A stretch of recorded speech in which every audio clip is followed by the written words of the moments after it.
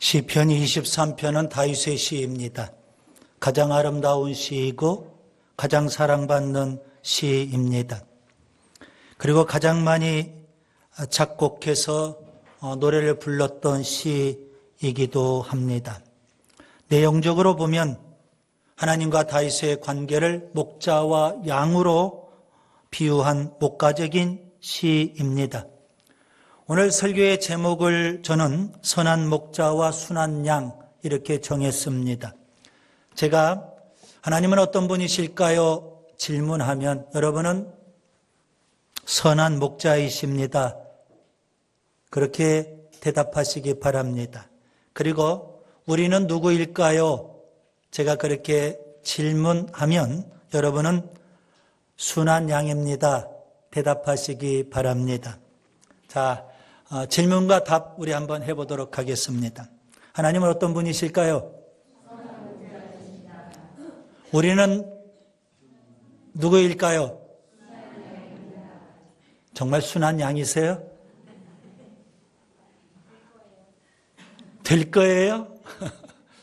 순한 양이 되어야 하는 줄 믿습니다. 양은 본성적으로 순합니다. 그런데 예수님과 우리의 관계, 목자와 양의 관계에서는 목자는 선한 목자이신데 양이 순하지 못한 경우가 있더라는 겁니다. 본성을 거슬러서 좀 고집스러운 양이 있는 듯해요. 아주 뻗신 양이 있는 듯해요. 제멋대로 행동하는 양이 있는 듯해요. 자기 하고 싶은 대로 하는 양이 있는 듯해요. 천방지축 같은 양들이 있는 듯해요. 양은 뭐 해야 된다고요? 순해야 됩니다. 따라서 합시다. 선한 목자와 순한 양. 궁짝이 잘 맞아야 됩니다. 선한 목자와 순한 양. 찰스 알렌 목사님이 쓰신 치유하시는 하나님이란 책에 나오는 내용입니다. 어느 대기업 사장님께서 아주 과중한 업무 때문에 스트레스를 많이 받았어요. 그래서 우울증까지 오고 정신질환을 앓게 돼요. 급기야 정신과 치료를 받으려고 병원을 놓고 했습니다. 정신과 의사분이 그 대기업 사장님과 상담을 해요. 그러면서 뭔가 좀 약을 처방을 해야 되겠는데 약을 처방하기 전에 제안을 하나 했어요. 선생님, 제가 목사님 한 분을 소개해 드릴 테니까 목사님과 먼저 상담을 하시고 그런 다음에 제가 정신과 약을 처방해 드리도록 하겠습니다. 흔쾌히 그 대기업 사장님이 허락을 해요. 그래서 이 찰스 알렌이라는 목사님을 소개해 드린 거예요. 정신과 의사분이. 그래서 대기업 사장님이 찰스 알렌 목사님을 이제 만나게 돼요. 상담을 해요. 목사님께서 다 그분의 이야기를 듣고 이제 상담을 하면서 제가 처방을 내리겠다고 그래요. 아니, 의사분도 아닌데 목사님이 처방을 하겠다는 거예요. 그래서 처음에는 의아하게 생각을 했거든요. 제가 처방을 하면 처방대로 하셔야 됩니다.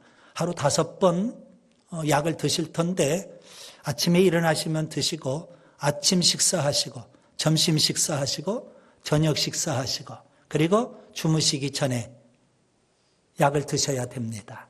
대신 한 끼도 거르면 안 됩니다. 꼬박꼬박 하루에 5번 복용을 하셔야 됩니다. 최소한 일주일 이상은 복용하셔야 될 것 같습니다.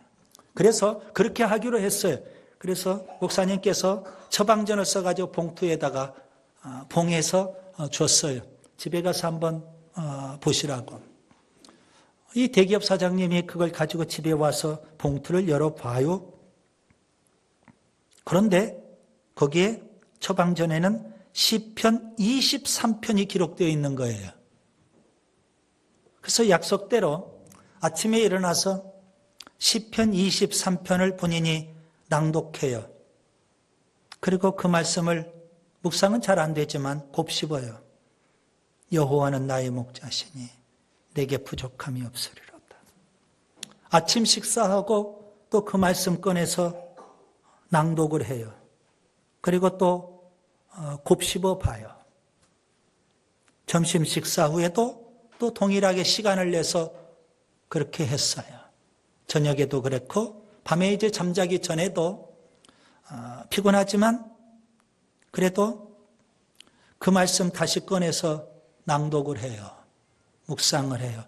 근데 새벽에 할 때보다도 조금씩 말씀이 조금씩 다가오는 느낌이에요. 자꾸 곱씹으면 곱씹을수록 하루, 이틀, 사흘 끼니를 걸르지 않고 그 말씀을 계속 곱씹어요. 묵상했어요. 일주일 정도 되니까 그동안 그렇게 업무 때문에, 과중한 업무 때문에 스트레스가 심했고 정신질환까지 앓게 됐는데 그 스트레스가 다 풀리는 듯해요. 정말 하나님이 선한 목자가 되어서 그에게 다가오셔요. 그리고 푸른 초장으로 인도해 주시는 듯해요. 쉴만한 물가로 인도해 주시는 듯해요. 업무 스트레스 때문에 내가 사망의 음침한 골짜기를 헤매고 있는 것 같았는데 그 하나님이 함께 해 주시는 것 같아요. 하늘의 평안이 마음에 가득 임하게 돼요. 한 번도 경험해 보지 못했던 그런 마음의 평안함을 누리게 돼요. 온몸이 너무 편안해져요. 스트레스가 다 몸 밖으로 빠져나가는 듯해요. 하나님은 어떤 분이실까요? 선하신 하나님. 오늘 다윗은 본문 6절에 하나님의 선하심을 노래하고 있어요. 오늘 우리가 선하신 하나님의 그 선하심을 많이 우리가 경험하고 체험할 수 있기를 바랍니다. 저는 오늘 본문을 세 단락으로 나누어서 세 가지를 말씀드리려고 합니다. 첫째, 다윗은 고백했습니다. 본문 1절입니다. 뭐라고 고백했을까요? 여호와는 나의 목자시다. 이것은 다윗의 신앙 고백입니다. 다윗은 어려서부터 목동으로 살았죠. 베들레헴 목동입니다. 그는 목자가 양을 어떻게 치는지, 양은 목자의 어떤 돌봄을 받는지 너무 잘 알아요. 목자와 양의 관계. 어려서부터 양을 쳤기 때문에 하나님과 다윗의 관계가 목자와 양의 관계라는 겁니다. 하나님은 다윗 평생에 선한 목자가 되셨어요. 다윗은 평생에 순한 양이 된 거예요. 그래서 다윗은 또 이렇게 고백합니다. 1절 계속 보시면 내게 부족함이 없으리로다. 나는 순한 양이고 하나님은 선한 목자시고 그래서 나는 부족함이 없더라는 겁니다. 다윗은 너무 잘 알아요. 본인이 선한 목자로서 양떼를 쳐봤거든요. 그 양떼들이 얼마나 행복해하는 것을 봤거든요. 그런데 이제 선한 목자 그 예수님, 그 하나님 때문에 내가 순한 양으로서 너무 부족함이 없이 행복하게 살고 있는 거예요. 다윗은 부족함이 없다고 고백을 해요. 자족하고 만족하고 감사하고 행복하다는 겁니다. 요한복음 10장에 보면 예수님께서 아주 위대한 선언을 하셨어요. 나는 선한 목자다. 2번에 걸쳐서 그렇게 말씀하십니다. 여러분, 선한 목자만 있는 게 아니죠. 예수님께서 말씀하신 걸 보면 사꾼도 있대요. 그리고 이리도 있다는 거예요. 자, 사꾼은 목자가 아니에요. 어려움이 찾아오면 자기 살겠다고 양떼를 놓고 도망가 버려요. 이게 사꾼이에요. 그러면 양떼들은요, 이제 이리 때에 먹잇감이 되는 거예요. 그런데 선한 목자는 양떼를 위해서 목숨까지 바친대요. 여러분 그 말씀이 이상하지 않아요? 어느 목자가, 지구상에 있는 어느 목자가 양떼를 위해서 목숨을 바칩니까? 양의 목숨하고 목자의 목숨하고 같아요? 있을 수 없는 일이에요. 양을 위해서 목자가 목숨을 바친다? 있을 수 없다고요. 아니, 목자가 양을 치면 양의 젖을 먹는 거죠. 양의 털을 깎아서 목자가 유익을 선 거죠. 그리고 끝내는 양을 잡아서 고기도 잡아먹는 거죠. 그런데 바뀌었어요. 목자가 양을 위해서 목숨을 바친대요. 예수님이 그러셨어요. 예수님은 우리를 구원하기 위해서 이 땅에 오셔서 십자가에서 목숨을 바치시고 우리를 구원해 주신 선한 목자이신 줄 믿습니다. 히브리서 13장 20절에는 그런 예수님을 가리켜서 큰 목자라고 했어요. 베드로전서 5장 4절에는 그런 예수님을 목자장이라고 표현하고 있어요. 여러분, 예수님은 선한 목자가 되시고 문제는 뭘까요? 우리가 그 예수님의 선한 목자의 인도함을 받는 순한 양인지, 우리가 순한 양만 되기만 하면 우리도 다윗처럼 고백할 수 있을 것 같아요. 내게 부족함이 없으리로다. 여러분, 이런 고백이 우리의 고백이 될 수 있기를 바랍니다. 바울이 부에 처할 줄도 알고 빈에 처할 줄도 알고 자족하는 삶을 살았어요. 그가 이렇게 자족하는 삶을 살 수 있었던 것은 목자 되신 하나님의 인도하심을 받았기 때문인 줄 믿습니다. 오늘 다윗도 부족함이 없는 삶을 살아요. 사람은 다 욕망 덩어리예요. 많이 주어진다고 해서 그 사람이 자족할까요? 더 많이 취하지 못해서 욕망이 부글부글 끓어요. 권력을 많이 가졌다고 해서 자족하지 않더라고요. 더 갖지 못해서 애걸복걸해요. 세상의 모든 것은 다 소금물과 같아요. 취하면 취할수록 더 갈증을 느끼고 더 취하려고 욕망이 부글부글 끓어오르는 거예요. 어떻게 하면 다윗처럼 부족함이 없이 자족하며 만족하며 감사하며 행복하며 살 수 있을까요? 예수님을 선한 목자로 모시고 살 때 거기에 참된 만족과 감사와 행복이 있는 줄 믿습니다. 그 다음에 두 번째, 다윗은 감사했습니다. 본문 2절부터 6절을 보겠습니다. 선한 목자 되신 하나님께서 다윗에게 베푸신 은혜가 있어요. 다윗은 그걸 알아요. 그래서 오늘 2절부터 6절에 그 선한 목자 되신 하나님 앞에 감사를 드려요. 하나님께서, 선한 목자이신 하나님께서 다윗에게 베푸신 은혜는 뭘까요? 세 가지 은혜를 베푸셨어요. 첫 번째로는 인도하심이에요. 목자니까 양떼를 인도해 주시는 거예요. 어디로 인도하실까요? 오늘 본문 2절 3절을 보세요. 푸른 풀밭으로 인도하셔서 먹을 수 있게 해 주셔요. 또 시냇가로 인도하셔서 물을 마시게 해 주셔요. 목자가 양떼를 푸른 풀밭으로 쉴 만한 물가로 인도해요. 그러면 양떼는 꼴을 먹고 물을 마시고 소생하게 되는 거예요. 기운을 차리고 그리고 목자의 인도 따라 의로운 길로만 나아가게 되더라는 겁니다. 여러분, 누구의 인도를 받느냐가 참 중요하죠. 여행을 많이 다니시니까 여행을 가도 가이드가 참 중요해요. 가이드에 따라서 여행을 망치는 경우도 있고 여행이 즐겁고 행복한 경우도 있어요. 교회 생활도 똑같아요.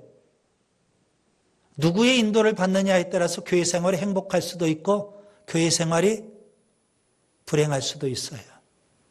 우리의 인생길 가는데 누구의 인도를 받느냐 참 중요해요. 가이드를 잘 만나야 돼요.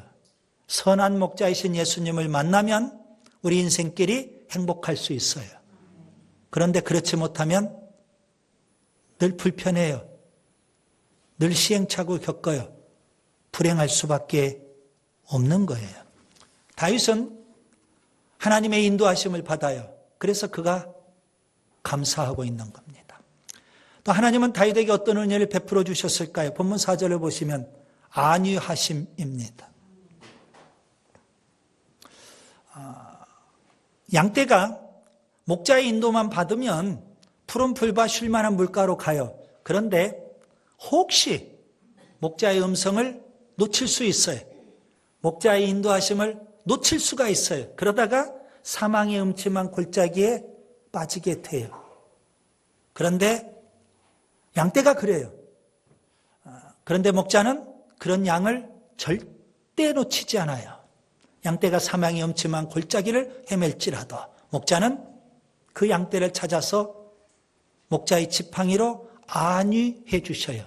안전하게 보호해 주시고 지켜 주시더라는 겁니다. 다윗이 수없이 그것을 많이 경험을 해요. 그래서 그는 지금 감사를 드리고 있는 겁니다. 여러분, 우리가 살고 있는 세상은 살기 편한 세상이지만 살기 좋은 세상은 아니에요. 영적으로 보셔야 돼요. 살기는 참 편하죠. 자동차가 개발이 되니까 참 좋죠. 집에도 보면 세탁기도 있고 냉장고도 있고 밥솥도 있고 청소기도 있고 살기는 편해요, 갈수록. 그런데 살기 좋은 세상은 아니에요. 왜 그럴까요? 영적으로 공중의 권세 잡은 자들이 다스리고 지배하는 세상이에요. 죄가 왕노릇하는 세상이라고요. 어두움과 비진리와 세상 쾌락이 만연된 세상에 살고 있어요. 결코 호락호락한 세상이 아니에요. 험한 세상이에요. 그렇기 때문에 우리가 자칫 잘못하면 사망의 음침한 골짜기에 빠져들 수도 있어요. 그러나 우리는 염려하지 않아요. 선한 목자 되신 주님이 우리를 안위해 주시기 때문에 그래요. 광야의 이스라엘 백성, 정말 광야 생활을 해야 돼요. 낮에는 너무 뜨거운 태양 때문에, 밤에는 일교차로 인해서 너무 추위 때문에 고생을 해요. 그런데 하나님께서는 친절하게도 낮에는 구름 기둥으로, 밤에는 불 기둥으로 지켜 보호해 주시더라는 겁니다. 유다 백성이 하나님 말씀에 불순종해서 하나님이 진노하시고 심판하셔요. 그래서 그들이 바벨론의 포로로 끌려가요. 아주 비참한 노예예요. 그런데 하나님께서는 그들을 다 지켜 보호해 주셔요. 사드락과 메삭과 아벳느고가 극렬히 타는 풀무불 속에 던져졌어요. 하나님은 고난 가운데 있는 그들과 함께 하셔요. 여러분, 그들의 몸이 극렬히 타는 풀무불 속에서도 상하지 않았어요. 머리털 그을르지 않았어요. 심지어 그들이 입고 있는 옷도 변색되지 않았다고 성경은 말씀하고 있어요. 하나님 뭐 하신 거예요? 안위해 주신 거예요. 다윗은 또 하나님의 선대하심을 경험했어요. 본문 5절과 6절을 보세요. 목자가 양떼를 지키지만 분명 도둑이 있어요. 양떼를 훔쳐가려고 하는. 그리고 양떼를 잡아먹으려고 하는 이리떼도 있다고요. 그런 도둑과 이리떼가 있고 사망이 음침한 골짜기 같은 열악한 환경도 있어요. 그런데 목자는요, 양떼를 위해서 잔치상을 차려줘요. 누구를 위해서요? 양떼를 위해서. 보라는 듯이 원수들 앞에 잔치상, 그것도 한 번, 두 번 차려주고 끝나는 것이 아니라 계속해서 영원히 그렇게 잔치상을 차려준다는 거예요. 목자가 양떼를 위해서 융숭하게 대접해 주는 거예요. 여러분, 선한 목자 되신 하나님은 우리를 비천하게 놔두지 않습니다. 세상에서 우리가 조롱과 멸시당하도록 놔두지 않습니다. 우리에게 영광의 빛을 주시는 줄 믿습니다. 우리를 높여주시는 줄 믿습니다. 우리를 귀하게 대접해 주시는 줄 믿습니다. 요셉을 보세요. 애굽의 노예로 팔려갔어요. 갖은 고생을 다 하지만 그는 끝내 하나님이 선한 목자 되신 하나님이 그를 선대해 주셔야 애굽의 총리가 돼야 모든 사람이 요셉의 말을 듣지 않을 수 없어요. 요셉을 존경하지 않을 수 없어요. 요셉 때문에 그들이 살았거든요. 바벨론의 포로로 끌려간 유다 백성들 비참한 노예예요. 앞날을 기약할 수가 없어요. 그런데 하나님께서는 그들에게 소망을 주기 위해서 다니엘 같은 사람을 또 세워요. 바벨론에서도 가장 높은 지위에까지 올라가도록 주님이 선대해 주시는 거예요. 하만의 음모 때문에 유대인들이 다 멸절될 위기에 놓였어요. 하나님은 그 유대인들을 그냥 놔두지 않으세요. 선대하셔요. 하만의 음모를 과감하게 파하시고 유대인들을 존귀한 존재로 세워주셔요. 심지어 이방인들이 두려워할 정도까지 하나님께서 그렇게 선대해 주시더라는 겁니다. 여러분, 다윗은 하나님의 은혜를 깊이 체험해요. 하나님이 인도하시고 하나님이 안위해 주시고 아멘. 하나님이 심지어 선대해 주시는 그런 은혜들을 체험하고 하나님을 지금 노래하고 감사하고 있는 거예요. 그 다음에 세 번째, 다윗은 소망했어요. 본문 6절 끝부분을 보세요. 여호와의 집에 영원히 살 것을 소망해요. 여러분, 여기 여호와의 집은 두 가지 의미가 있어요. 하나는 하나님이 임재하신 성전, 그리고 또 하나는 하나님 나라, 천국이에요. 다윗은 성전을 얼마나 사랑하는지요. 여러분, 오늘 우리가 다윗처럼 성전 사랑하는 마음이 있기를 바랍니다. 예수님께서도 이 땅에 오셔서 공생의 사역을 하시면서 여러 차례 예루살렘 성전에 가셨는데 최소한 2번에 걸쳐서 성전을 청결케 하셨어요. 공생의 초기에 요한복음에 나오죠. 그리고 공생의 후기에 공간복음에 나오죠. 2번 성전을 청결케 하신 사건이 기록되어 있어요. 그만큼 주님은 성전을 사모하는 열심이 있으셨더라는 겁니다. 오늘 우리도 성전을 사모하는 마음이 있어야 돼요. 늘 교회를 가까이 하며 사세요. 다니엘은 2억 만리 타양 땅 고국에서 포로로 끌려서 먼 나라까지 왔지만, 그리고 예루살렘 성전은 다 무너져 버리고 없지만 하루에 3번씩 예루살렘 성전 쪽을 향해서 그는 기도를 해요. 그 마음에 성전 사모하는 마음이 뜨겁게 있었던 거예요. 여러분, 하루 종일 일터에서 일하다가도 불현듯 내가 섬기는 교회를 생각하고 사모하는 마음이 들고, 주일이면은 그 교회 사랑하는 마음 때문에 내가 주일날 부지런히 달려와서 하나님 앞에 같이 예배를 드리고, 여러분, 교회 사랑하는 마음이 참 중요해요. 여기 여호와의 집은 천국을 또 가리키는 겁니다. 다윗은 천국을 소망하며 살았어요. 여러분은 천국을 얼마나 소망하며 사시는지요? 우리는 땅에 거하며 살아요. 그렇지만 땅만 바라보고 사는 사람은 아니에요. 우리는 땅에 살지만 위를 바라보고 살아야 돼요. 오늘을 살지만 오늘은 우리가 천국이 우리 눈앞에 보이지 않지만 내일에는 우리가 천국에 가게 될 거예요. 그래서 우리는 오늘을 살지만 내일을 바라보며 살아요. 이게 바로 그리스도인이에요. 여러분, 우리에게는 돌아가야 될 집이 있어요. 천국이라고요. 예수님께서는 십자가 지시기 전날 밤 제자들에게 말씀하셨어요. 내가 너희를 떠날 거다. 아버지 집으로 갈 거다. 거기에 가면 너희들을 위해서 처소를 마련해 놓을 거다. 여러분은 아버지 집에 거할 처소가 마련되어 있으신지요? 우리는 돌아갈 집이 필요해요. 우리 육신은 흙에서 왔기 때문에 흙으로 돌아가는 것 당연해요. 그러나 우리의 영혼은 아버지에게서 왔기 때문에 아버지에게로 돌아가야 돼요. 그런데 세상 사람들 다 못 돌아가요. 왜 그럴까요? 죄 때문에. 하나님이 진노하셔요. 그래서 아버지 품으로 돌아가지 못하고 지옥으로 가는 거예요. 우리로 하여금 아버지 품으로 돌아갈 수 있도록 예수님이 이 땅에 오셔서 우리 죄를 지고 십자가에 죽으셨어요. 우리의 죄 문제를 해결해 주시고 하나님은 더 이상 우리를 진노하지 아니하시고 아버지 집으로 오도록 우리를 품어주시는 줄 믿습니다. 천국을 소망하며 사셔야 돼요. 이제 말씀을 정리합니다. 오늘 시편 23편은 목자와 양의 관계예요. 하나님은 선한 목자이시고 우리는요 순한 양이 되어야 하는 줄 믿습니다. 순한 양이라면 다윗처럼 고백할 수 있어요.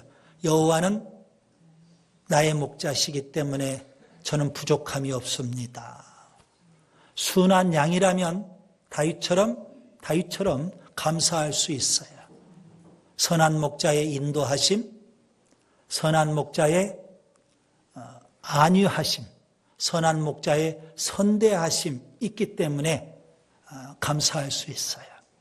순한 양이라면 다윗처럼 소망할 수 있어요. 성전을 사모하고 천국을 소망하며 살아요. 여러분은 예수님을 선한 목자라고 고백은 하는데 여러분은 순한 양이신지요?